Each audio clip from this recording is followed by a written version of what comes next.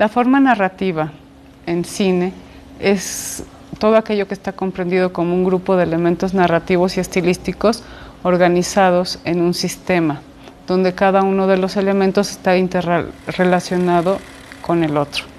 Es muy importante comprender que las películas son obras artísticas y por tanto son productos culturales. Como productos culturales están sujetos a una serie de convenciones, pero también como productos culturales es importante entender que la forma cinematográfica no es lo opuesto al contenido, sino que la forma cinematográfica es también contenido, también expresa contenido, también no es lo mismo para nosotros ver una película solamente con tomas cerradas que ver una película donde prevalezcan las tomas abiertas. Eso indica y nos lleva a un sentido y a una lectura de la película. Por lo tanto, forma y contenido aquí no estarían siendo elementos contrapuestos.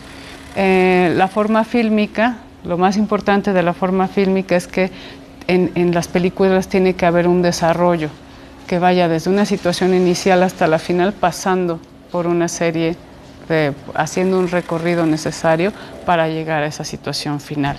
Y lo importante también de la forma fílmica es que en ella, no importando la elección que haya hecho el autor, porque no hay una única forma y una manera de estructurar la película, lo importante es que en esa forma que se ha decidido exista una unidad. La puesta en escena de una película es todo aquel contenido que está dispuesto para la imagen cinematográfica, es decir, todos los elementos que se disponen para construir cada fotograma de la película. Entre estos elementos podemos mencionar iluminación, decorados, también los personajes, también la forma de sus acciones, es decir, todo este mundo que se dispone para la película. Bien, otro de los elementos fundamentales del cine es la fotografía. La fotografía que si ya bien hubo una puesta en escena previa, donde se dispusieron varios elementos para la película, lo que va a hacer la fotografía es seleccionar de todos esos elementos lo que va a integrar el plano cinematográfico. Por lo tanto, cada uno de los fotogramas de la película va a tener un encuadre, que como su nombre lo dice, pues es un cuadro que tiene algo dentro y que deja muchas cosas fuera. Es decir, es una selección de la realidad o de lo dispuesto en la puesta en escena. Para la película, la fotografía lo que va a hacer es seleccionar una porción de la realidad y va a ser esa selección que es lo que va a constituir el plano, y esa selección va a implicar también un punto de vista, ¿no? Que tiene que ver con el emplazamiento de la cámara, que puede ser un plano que mira hacia arriba, que mira hacia abajo, que mira hacia la altura misma de los personajes. Dentro de en general, los planos de una película pueden subdividirse en tres grandes grupos, que son planos cerrados, ¿no? Donde lo principal es el personaje, ciertas partes del personaje, planos medios, donde va a existir un equilibrio entre el personaje y el entorno del personaje, y planos abiertos, donde va a predominar el paisaje por sobre el personaje, o incluso los personajes pueden estar incluso ausentes de estos planos. La fotografía puede elegir también puede hacerse de forma externa, ¿no? Como son la mayoría de las tomas de una película, o colocarse como la mirada de uno de los personajes a través de una toma subjetiva, lo cual nos va a permitir introducirnos en lo que mira, lo que siente y lo que percibe el personaje. El sonido es otro de los componentes fundamentales del lenguaje cinematográfico, que es un lenguaje audiovisual.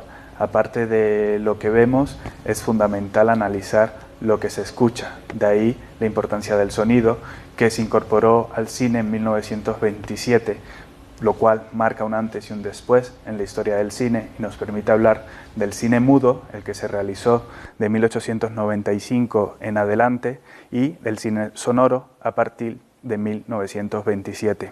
Es importante mencionar también como anécdota que incluso en el periodo mudo las películas eran musicalizadas y un narrador junto al público leía los diálogos y también podía hacer comentarios a la acción de la película. Pero a partir de 1927, que se incorpora la banda sonora junto a la banda de imagen, las películas tienen que hacer un uso creativo del sonido, añadiendo, pues, lógicamente los diálogos entre los personajes de la película, así como también los ruidos, los efectos sonoros y la música. Es muy interesante también que para los efectos del análisis seamos conscientes que pueden existir dos tipos diferentes de sonido. Está el sonido diegético, que es el sonido que es fácilmente identificable con algo que observamos dentro de la escena. Por ejemplo, si unos personajes están bailando en una disco, la música que escuchamos, esa música es diegética porque está dentro de la historia, dentro de la película. Y luego está el sonido extradiegético, que es todas aquellas palabras, voces o música que no corresponde realmente al universo ficticio que está en la película, al universo creado por el autor, sino que se añade posteriormente en la postproducción. Depende del uso que se haga de uno u otros sonidos, los directores, los autores, crean efectos estilísticos y artísticos a través de la banda sonora. Ahora les voy a hablar de un elemento importantísimo en la forma cinematográfica. Para muchos autores y teóricos del cine, el montaje es lo estrictamente característico del arte cinematográfico. Es decir, una película, al igual que otras obras artísticas, pasa por un proceso de preproducción y de producción, pero es en la postproducción de las películas donde éstas adquieren realmente todo su potencial.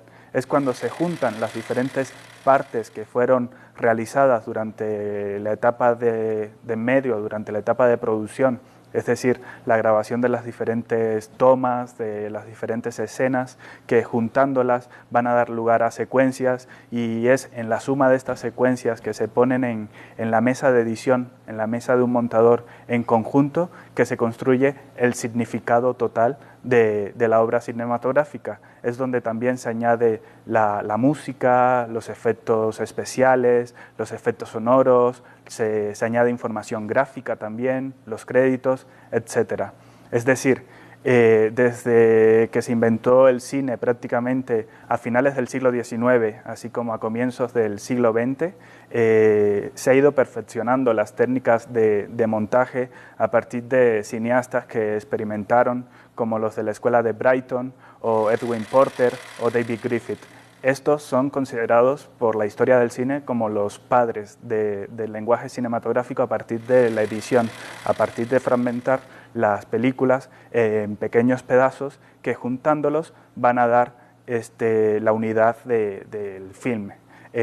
Más adelante, en la época del formalismo ruso, durante los años 20 del siglo pasado, teóricos tan importantes como Lev Kuleshov, que además fueron cineastas, o Sergei Eisenstein, teorizaron y hicieron con su arte cinematográfico auténticos tratados teóricos del montaje y de la fragmentación cinematográfica.